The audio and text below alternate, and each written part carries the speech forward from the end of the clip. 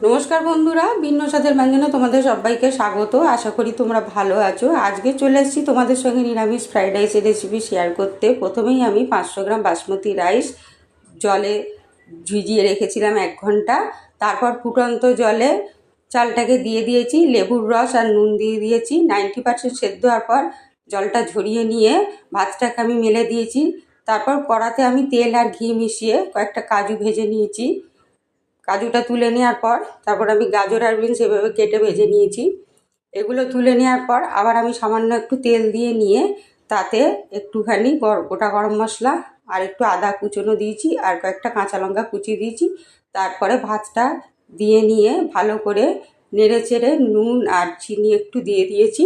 তারপরে এর মধ্যে কাজু আর যে গাজর আর বিনস ভেজে রেখেছিলাম সেটা দিয়ে দিই। এইভাবে নিরামিষ ফ্রাইড রাইস রান্না করে খেলে কিন্তু খেতে খুব ভালো লাগে। বন্ধুরা, অবশ্যই বাড়িতে তোমরা ট্রাই